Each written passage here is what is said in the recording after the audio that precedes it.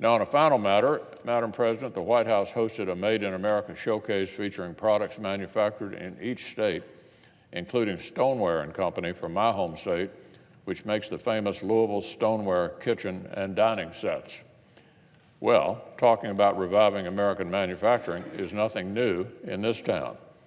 In his 2013 State of the Union, President Obama insisted, quote, "Our first priority is making America a magnet for new jobs and manufacturing."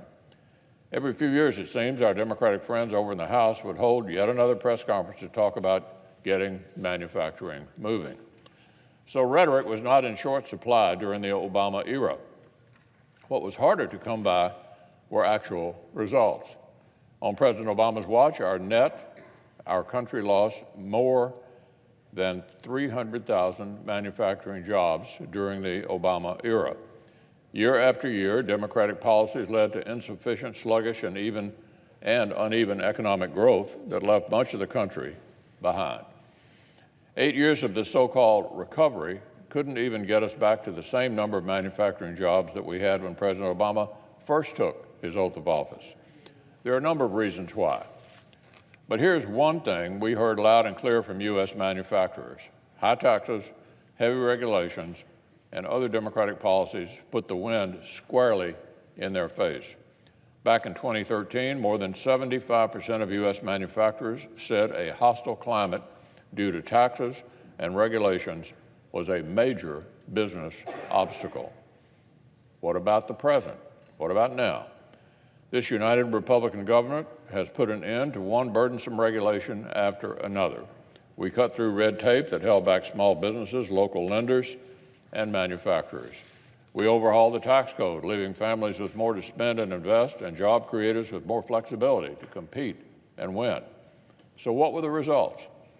Less than 2 years into the new administration, an all-time high, Madam President, an all-time high, 95.1% of U.S. manufacturers have a positive outlook. Now, fewer than 1 in 5 say a hostile business climate due to things like taxes and regulations is a top obstacle. Just 1 in 5 say taxes and regulations is a top obstacle. And more than 2/3 are planning to hire this year. These aren't just numbers, this is real life. At Jamison Door in Hagerstown, Maryland, tax reform made possible a 400% increase in plant size. In my home state of Kentucky, it's estimated that more than 1,000 construction jobs will be needed to help build a new aluminum rolling mill for Brady Industries.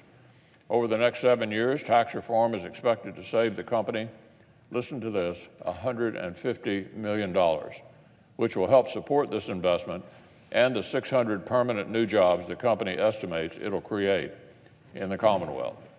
So let's sum it up, Madam President.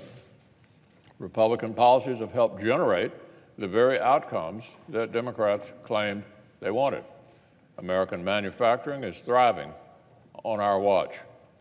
But now Democrats aren't cheering. In fact, they've tried to block most of the policies that have helped this happen. They voted against tax reform, every Democrat in the House and the Senate. They protested regulatory reform every step of the way. They want to go right back to their old ways, repeal the Tax Cuts and Jobs Act, raise taxes, and pile on more crushing regulations. Well, Madam President, we're not going to let that happen because we agree that manufacturing growth is vital for American prosperity. And unlike our friends across the aisle, we have the ideas and the policies that help make that goal into reality.